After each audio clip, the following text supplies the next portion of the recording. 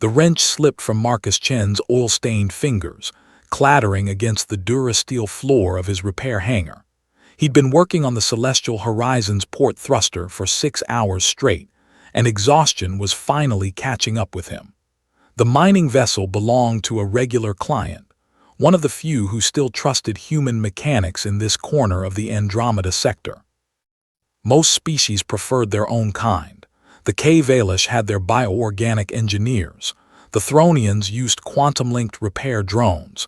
Even the insectoid Zarkathi had their hive-mind maintenance crews. But Marcus had built a reputation over 15 years. If it flew, he could fix it. Human ingenuity, they called it. Human stubbornness, he called it. He bent to retrieve the wrench, and that's when he saw her. At first, Marcus thought his tired mind was playing tricks on him.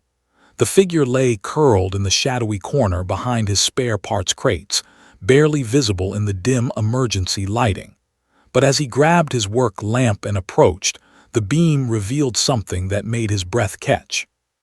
She was magnificent and impossible. Her scales shimmered like liquid mercury, flowing from deep crimson along her spine to gold at her extremities. They weren't the crude, reptilian scales of Earth's ancient creatures. These were elegant, overlapping in geometric patterns that seemed to shift in the light. Her face was humanoid but refined, with high cheekbones and a delicate jaw. 2 elegant horns curved back from her temples, and folded against her back were wings, translucent membranes stretched over frames of what looked like living metal. A dragon, an actual dragon. But that was impossible. Dragons were myth, Earth legend. The galaxy had thousands of species, silicon-based lithomorphs, energy beings, hive minds, but dragons. They belonged in ancient human stories, not in a backwater repair hangar on Station Theta 9. Marcus approached slowly, his engineer's mind already cataloging details. Her chest rose and fell with shallow breaths. One wing was bent at an unnatural angle, the membrane torn. Dark fluid, blood, had pooled beneath her, though it seemed to have stopped flowing. She wore some kind of form-fitting armor, or perhaps it was part of her biology, organic plating that covered her torso and limbs. "Hello," Marcus said softly. "Can you hear me?" No response. She was unconscious or close to it. He should call station security. That was protocol. Unknown alien life form, potentially dangerous, definitely unauthorized. But something stopped him. Maybe it was the way she'd curled in on herself, protective and vulnerable. Maybe it was the scorch marks on her armor that looked like weapons fire. Or maybe it was just that stubborn human instinct that had kept his species alive through every impossible situation they'd faced. Marcus made a decision that would change everything. He spent the next hour carefully moving her to his workshop's medical bay, a cramped alcove he'd installed after a Thalaxian client had suffered explosive decompression sickness.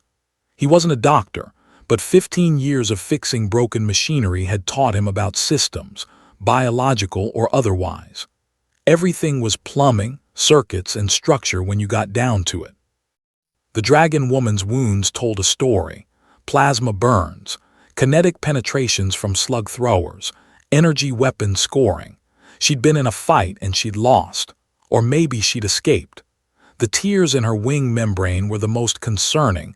They bled that strange dark fluid whenever he touched them. Marcus worked through the night, applying synthetic skin patches he used for K-Valish clients, sanitizing wounds with broad-spectrum antibiotics, and splinting her wing with carbon fiber struts. He cross-referenced his multi-species medical database, finding nothing. Whatever she wasn't in any known catalog. Dawn came to the station, an artificial lightening of the external view screens. Marcus had just finished the last suture when her eyes snapped open. They were vertical slits of molten gold, and they fixed on him with an intensity that froze him in place. "Easy," Marcus said, raising his hand slowly. "You're safe. I'm not going to hurt you." She studied him for a long moment, her gaze moving from his face to his hands to the medical equipment around them. Then, impossibly, she spoke in perfect standard galactic. though her voice had a resonant quality, like harmonics beneath harmonics. "You are human." It wasn't a question. "Marcus Chen," he said. "Mechanic, you were injured in my hangar. I helped." "I know what you are, Marcus Chen." She tried to sit up, winced, and settled back. "Your species has a reputation." "For fixing things," he offered. "For surviving." Her lips quirked in what might have been a smile. "For adapting. For refusing to die when the universe says you should." Marcus pulled up a stool. "You're not in any database I can access. What are you?" "My name is Caliph Dravanis. I am." She paused, considering. "Your legends would call me a dragon, yes. But we are not myth, Marcus Chen. We are simply rare and old. So old that most species have forgotten we exist." "The wounds," Marcus said. "Someone was trying very hard to make sure you didn't exist anymore." Caliph's expression darkened. "The Sovereign Collective. They discovered what I was transporting and decided I was too dangerous to live. They're probably still searching for me." "What were you transporting?" "Information." She touched a scale on her chest, and it glowed briefly. "Encoded in my genetic matrix. Information about the progenitors, the species that seeded this galaxy with life billions of years ago. My people have been their caretakers, their archivists, since the beginning, but the collective wants to monopolize that knowledge."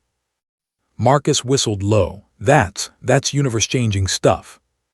"Yes," Caliph met his eyes. "And now you're involved. I'm sorry, Marcus Chen. I've brought danger to your door." She was right.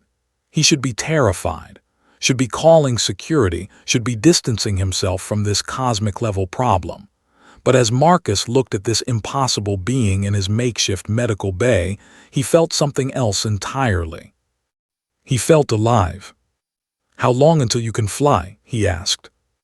"My wing needs 3 days to regenerate, perhaps 4, but the collective will find me before then. They have genetic scanners. It's only a matter of time." Marcus stood, his mind already racing through possibilities. "Then we don't have time to waste. I've got a ship I've been working on, personal project. It's not much, but it's fast and it's not registered to any system. We can be off this station in 6 hours if I push it." Caliph stared at him. "You would abandon your life here for a stranger." "You're not a stranger anymore," Marcus said simply. "You're a client who needs help, and I don't leave jobs unfinished." He saw something shift in her golden eyes. Surprise, perhaps, or recognition. "Your species really is remarkable," she said softly. "We have our moments." Marcus grabbed his tool bag. "Now, can dragons fly spaceships, or am I going to have to teach you?" The corner of her mouth lifted in a genuine smile, revealing teeth that could probably tear through hull plating. "I've been flying between stars since before your species discovered fire, Marcus Chen." "Good, then you can navigate while I get us past station security." He paused at the door. "And after that?" "After that," Caliph said, her eyes gleaming with something like hope, "I show you secrets of the universe that your kind have only dreamed of. Consider it payment for services rendered." Marcus grinned. "Best client I've ever had." 3 hours later, as they prepped the ship for launch, Caliph placed a clawed hand on Marcus's shoulder. "You understand this changes everything. Your life, your future." He looked at her, at this impossible being who'd fallen into his hangar and turned his world upside down, at the universe of possibility that suddenly stretched before him. "Yeah," Marcus said, "I'm counting on it." The ship's engines roared to life, and together, human and dragon, they shot into the black, leaving behind everything Marcus had known and flying toward everything he'd never dared imagine. Some species would have called it reckless, foolish, typically human. Marcus Chen called it the best decision he'd ever made. And in the cargo bay, hidden beneath layers of genetic encryption, the secrets of the progenitors hummed with ancient power, waiting to reshape the galaxy, protected by the most unlikely alliance the universe had ever seen.